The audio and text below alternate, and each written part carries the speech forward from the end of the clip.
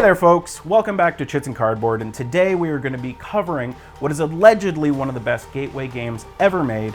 It's all about brewing potions and pushing your luck, and that game is Quacks.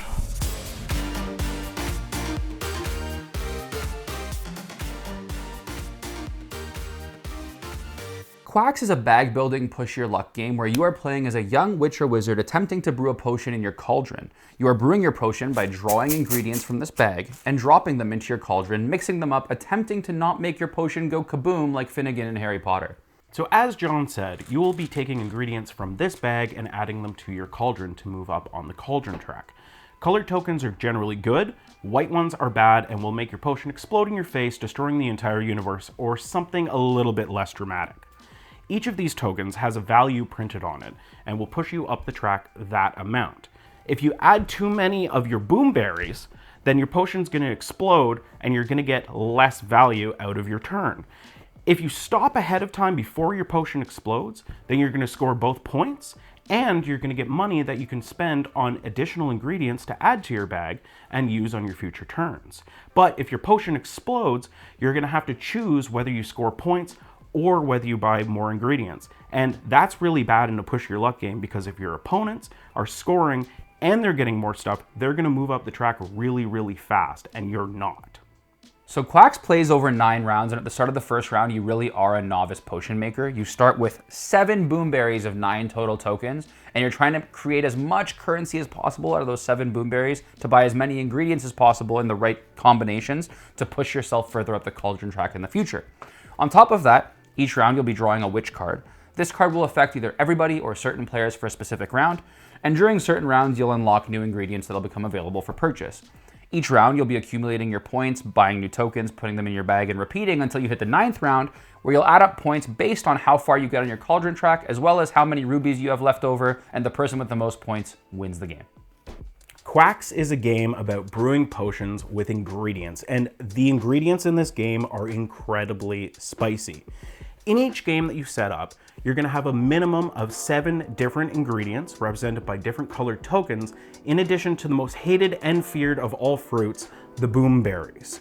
And the great thing about Quacks is that this game has an incredible amount of variety in these ingredients and replayability. And that's because each of these different colors has 6 different variations that you can change up every single time you play the game, making every play and every potion different each time you make one. So besides all the variability Jeff mentioned, the all-in edition of Quacks comes with 3 expansions. The first expansion is a 5th player expansion, which is very straightforward.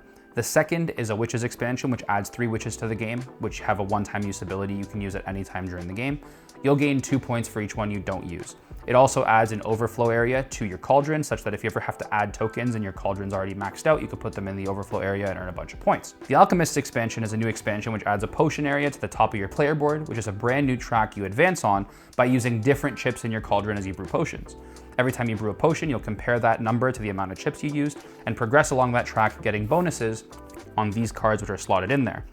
Both of these expansions also introduce a new ingredient called Loco Weed, which has interesting effects that collide with the other ingredients in hilarious ways.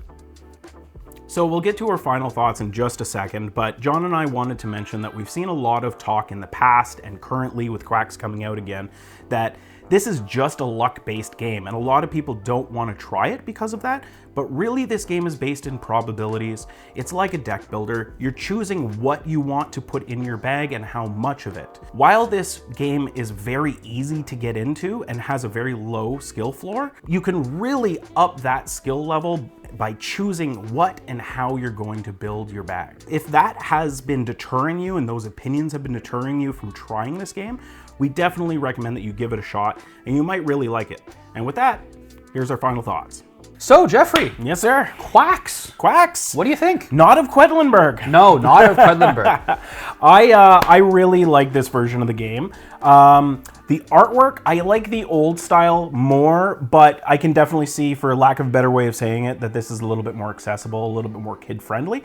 Definitely not a kid game, but yeah, just a little more accessible for people. Yeah, I had never played Quacks of Quedlinburg. I only played Quacks, Travesty. and I really liked Quacks more than I thought I would. In fairness, Yes. I will say I think the game is like a little bit shallow. Like I wish it just had a little more, even with the expansions, like a little more going on. Fair. But it's a lot of fun. Like I'd compare it to any other push your luck game, like Emerald Skulls, Moon Rollers, like that sort of vibe, just consistent like pushing your luck. But in this, it's like even less lucky and a little more tactical because you are building your bag. Yeah, the game is all based on probabilities in reality. Like you have just straight push your luck and lucky, like kind of look to the game, but really it is probabilities that you're using. So the more you want to think about it, the more strategic it is, right? Yes. Now, we had a comment ask us to disclose if we got a game for free or if we bought it. I actually bought this. Yes. So, yes, you did. Doesn't affect our opinion either way. We told you guys in the last video. We'll tell you in this one. We're always honest. This is my copy, and I don't plan on selling it. It was good enough to keep around. I think it's a great game for like the average person who's not trying to get into something heavy. It plays in like a half an hour.